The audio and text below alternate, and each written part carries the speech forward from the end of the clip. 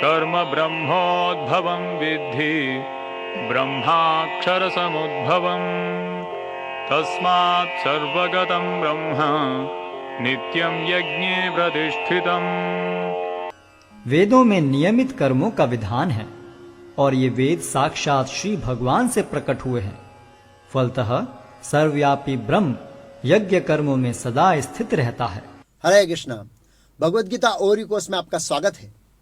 आज का विषय है, क्या वेद आधुनिक युग में भी प्रमाणित है। यह भगवद गीता ओरी कोर्स का दूसरा एपिसोड है। इस विषय पर 2 एपिसोड है।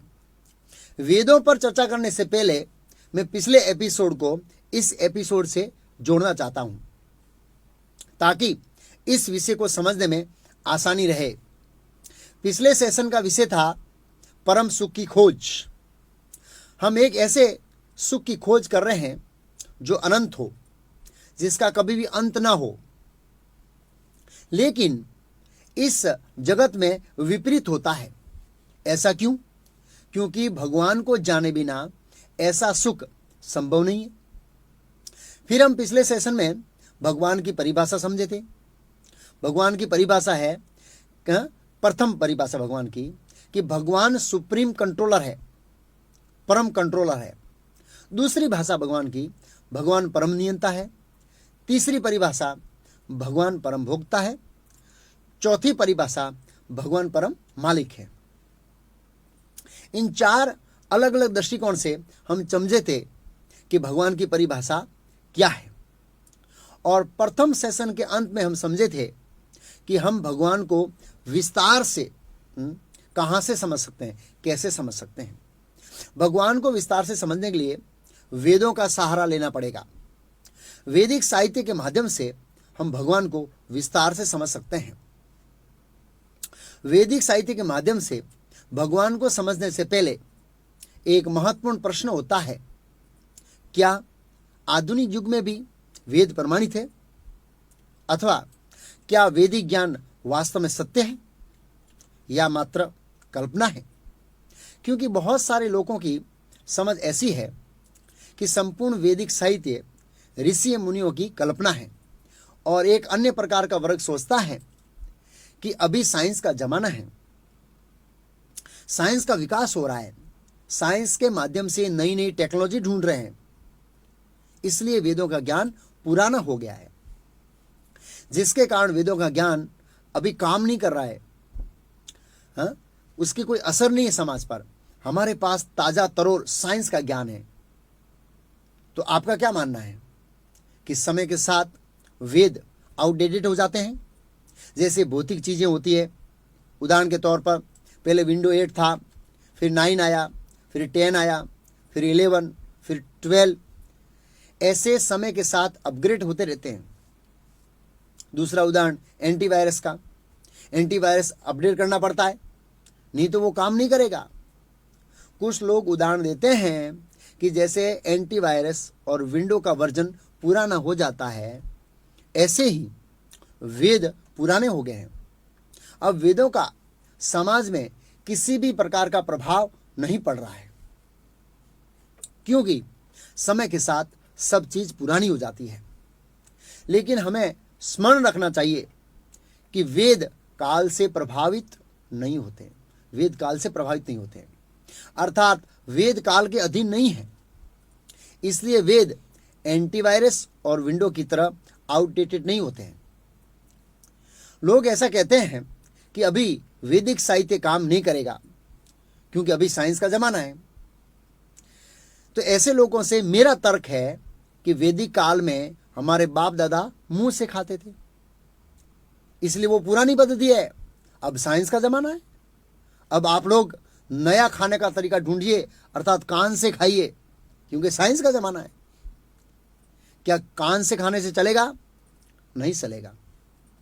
समाज में ये एक बहुत बड़ी भ्रमणा है कि वेद पुराने हो गए।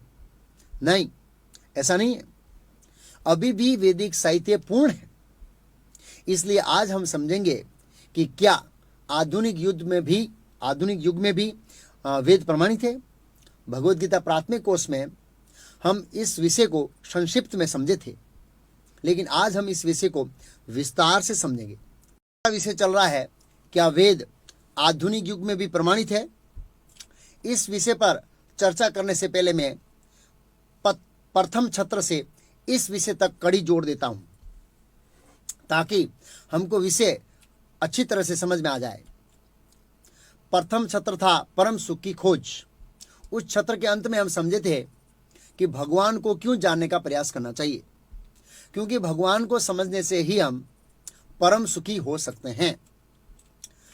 प्रथम छत्र के अंत में 4 वाक्यों में भगवान की परिभाषा समझे। भगवान वह है जो सभी के मूल स्रोत है, भगवान परम मालिक है, परम भोक्ता है और परम नियंता है। और भगवान के बारे में विस्तार से ज्ञान कहां से प्राप्त कर सकते हैं? वेदों से। तो आज का विषय है, क्या आधुनिक युग में भी वेद प्रमाणित है? क्यों ऐसा विषय लिया? क्योंकि मॉडर्न साइंस बहुत तेजी से प्रगति कर रही है, इसलिए लोगों के मन में संशय हो रहा है कि क्या वेद आधुनिक युग में भी प्रमाणित है? कहीं वेद पुराने तो नहीं हो गए ना? क्योंकि अभी नई टेक्नोलॉजी आई है, नई ऐसी टेक्नोलॉजी वेद में कहाँ है? फोन की टेक्नोलॉजी, टीवी की टेक्नोलॉजी, हवाई जहाज की टेक्नोलॉजी, नई टेक्नोलॉजी आ रही है। ऐसा लग रहा है कि जो वेदों का ज्ञान है उससे आधुनिक विज्ञान आगे निकल रहा है या आगे निकल गया है, ऐसा मन में संशय हो रहा है। और हम ये भी देखते हैं कि समय के साथ हर चीज़ पुरानी हो जाती है। जैसे मैंने पिछले एपिसोड में उदाहरण दिया था, एंटीवायरस, विंडोज, ऐसे वो अपडेट होता है और मॉडिफाई होता है। तो ऐसे ही जैसे विंडो आउटडेटेड हो जाता है, तो क्या वेद भी ऐसे आउटडेटेड होते हैं? क्योंकि वेद तो 5000 साल पहले लिखे गए, इसलिए लोग समझते हैं कि यह आउटडेटेड है क्योंकि 5000 साल पहले लिखे गए हैं। क्या वेद काल के अधीन है? ऐसे विषयों को सुनकर हमारे मन में संशय होते हैं। पिछले छत्र अर्थात एपिसोड 2 में हम समझे थे कि ज्ञान प्राप्त करने के 3 मार्ग है, प्रत्यक्ष प्रमाण, अनुमान प्रमाण और शब्द प्रमाण। इन तीनों प्रमाणों के बारे में विस्तार से समझे थे हम पिछले छत्र में। फिर हम समझे थे कि ज्ञान प्राप्त करने का श्रेष्ठ मार्ग है, वो है शब्द प्रमाण। शब्द प्रमाण का अर्थ है सुनना, लेकिन किससे सुनना है?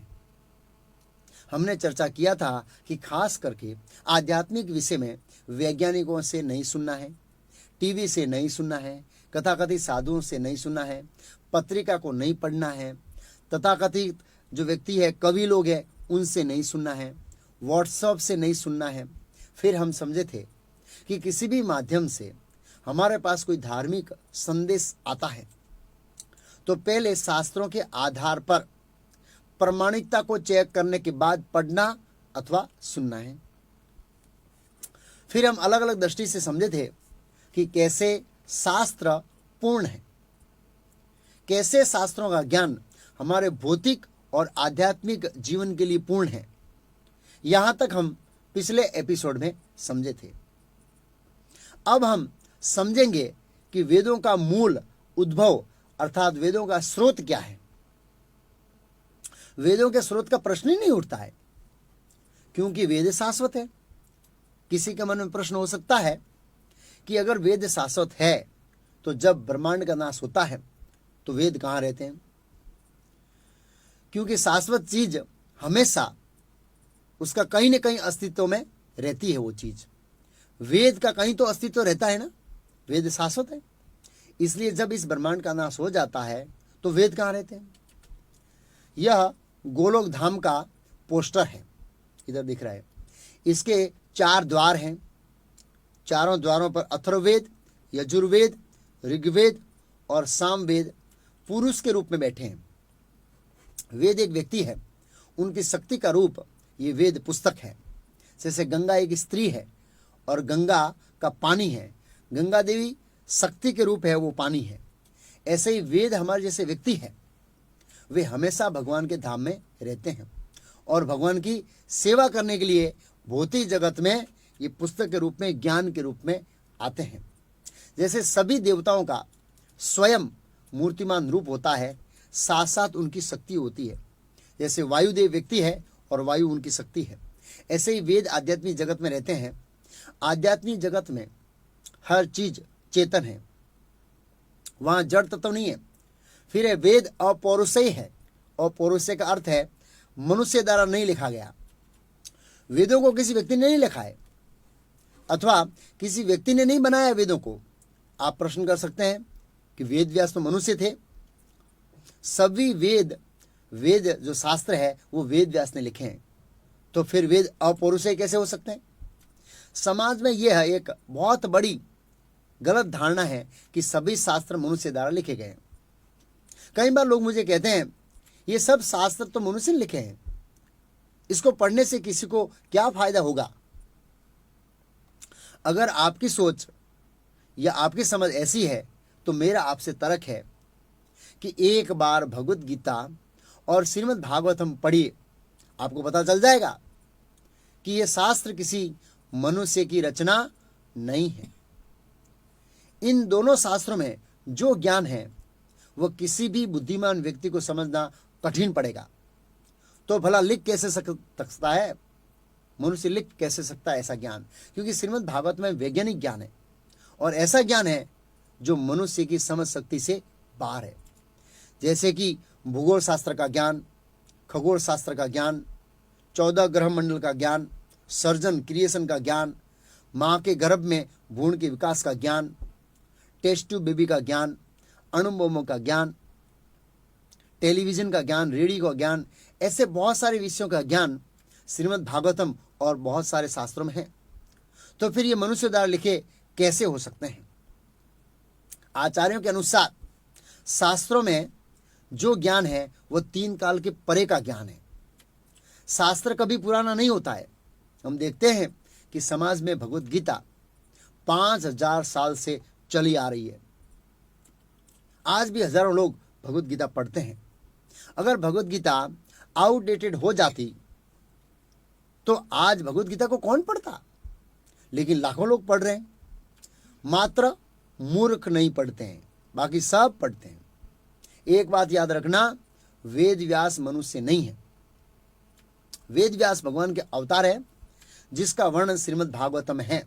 ततः सप्तदशे जातः सत्यवत्याम पराशरात चक्रे वेद तरो शाखा दृष्ट्वा पुंसो अल्पमेधसः। अर्थात 70वें अवतार में माता सत्यवती और पराशर मुनि के वहां वेद व्यास का अवतार हुआ और उन्होंने वेदों के शाखाओं का डिवीजन किया। और स्कंद पुराण में भी कहा है, अवतीर्णो महायोगी सत्यवत्याम पराशरात उत्सन्नान भगवान वेदा अनुजा हरा हरि स्वयं। अर्थात माता सत्यवती और पराशर मुनि के वहां हरि स्वयं प्रकट हुए। इन शास्त्रों के प्रमाण से प्रमाणित होता है कि वेद व्यास सामान्य मनुष्य नहीं है, भगवान के अवतार है और भगवान पूर्ण है और उनका लिखा हुआ ज्ञान भी पूर्ण है, उसमें किसी भी प्रकार का दोष नहीं है। वेद व्यास ने कुछ नया नहीं लिखा है। वेद व्यास ने वेदों का मात्र सरलीकरण किया है, सरलीकरण। हम शास्त्रों को पढ़ते नहीं हैं और बकवास करते रहते हैं कि ये तो मनुष्य ने लिखा है। अगर आप बुद्धि लगाकर पढ़ेंगे तो आपको साक्षात्कार हो जाएगा, आपको रियलाइजेशन हो जाएगा कि यह शास्त्र मनुष्य ने